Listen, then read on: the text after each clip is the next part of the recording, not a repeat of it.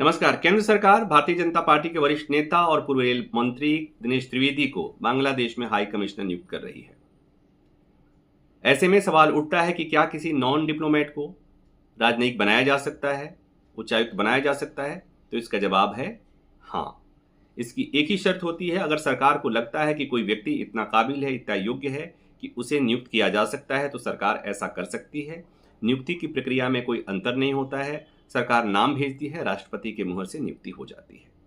तो दिनेश त्रिवेदी वरिष्ठ नेता रहे हैं, सांसद रहे हैं, रेल मंत्री रहे हैं और पश्चिम बंगाल से हैं। सरकार को लगता होगा कि भारत और बांग्लादेश के संबंधों को बेहतर ढंग से सही पटरी पर ला सकते हैं, पटरी पर ठीक ढंग से ला सकते हैं, तो सरकार ये नियुक्ति करने का फैसला किया होगा। इसके राजनीतिक मायने भी हो सकते हैं, राजनीतिक निहितार्थ भी निकाले जा सकते हैं कि राज्य में पश्चिम बंगाल में चूंकि चुनाव है, तो हो सकता है कि सरकार ये कदम इसलिए भी उठाई हो कि इसका कुछ राजनीतिक फायदा उठाया जा सके। लेकिन सवाल ये कि क्या इसमें कोई कानून सम्मत कोई गलती है, या ये जो फैसला है ये कानून सम्मत है या नहीं, या सरकार कानून के बाहर जाकर काम कर रही है? तो ऐसी कोई बात नहीं है, सरकार व्यवस्था के तहत ही ये काम कर रही है। इसमें कहीं कोई दिक्कत नहीं है, सरकार ऐसा कर सकती है, ये व्यवस्था है। बस इसमें एक शर्त होती है कि जो होस्ट कंट्री होती है, जैसे इस मामले में बांग्लादेश को कोई आपत्ति अगर नहीं हो तो नियुक्ति में कोई दिक्कत नहीं आएगी। वियना कन्वेंशन के मुताबिक होस्ट कंट्री से इस मामले में उसकी सहमति होनी आवश्यक होती है।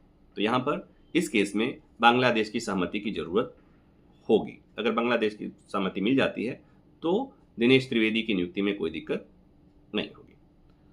अब इस नियुक्ति की आलोचना करने वाले करेंगे, लेकिन यह भी है कि ये पहली बार ऐसा नहीं हो रहा है, पहली बार ऐसी नियुक्ति नहीं हो रही है जो कि किसी नॉन डिप्लोमेट को उच्चायुक्त बनाया जा रहा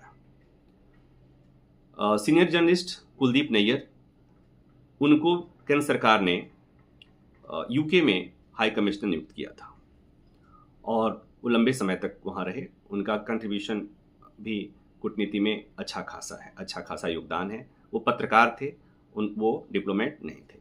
इसके अलावा प्रसिद्ध विधिवेता, देश के जाने माने कानूनविद डॉक्टर LM सिंघवी, मौजूदा जो वकील हैं, वरिष्ठ वकील अभिषेक मनु सिंघवी, उनके पिताजी, उनकी भी नियुक्ति हुई थी। वो भी डिप्लोमेट नहीं थे, लेकिन यूके में उनको भी उच्चायुक्त बनाकर भेजा गया था।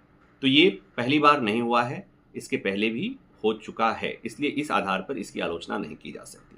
आलोचना अगर हो सकती है तो महज इस बात पे हो सकती है कि राज्य में चुनाव है और सरकार इसका फ़ायदा उठाने के लिए कर रही है। लेकिन इसका एक दूसरा पहलू भी है कि हाल के दिनों में भारत और बांग्लादेश के रिश्ते किसी से छिपे हुए नहीं हैं।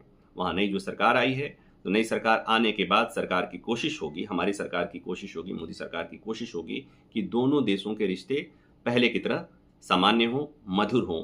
और इसके लिए एक ऐसे व्यक्ति की ज़रूरत है जो बांग्लादेश को ठीक से समझता हो, बांग्लादेश के राजनेताओं को ठीक से समझता हो, और वो भारत और बांग्लादेश के जो बनते बिगड़ते रिश्ते हैं उन्हें सही ट्रैक पर, सही पटरी पर ला सके।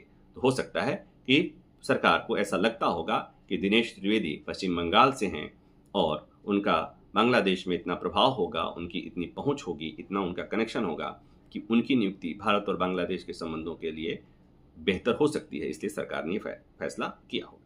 तो यहाँ पर एक ही बात बतानी थी, वो ये कि इस तरह की नियुक्ति की जा सकती है, यानी नॉन डिप्लोमेट हैं उनको भी राजनयिक बनाकर भेजा जा सकता है। और इसके पहले भी परंपरा रही है, इसके पहले भी नॉन डिप्लोमेट्स को राजनयिक बनाकर, उच्चायुक्त बनाकर भेजा जा चुका है। अगर ये जानकारी आपको पसंद आई हो तो इसे लाइक कीजिए, शेयर कीजिए और हाँ, इस चैनल को सब्सक्राइब भी कर लीजिए। धन्यवाद।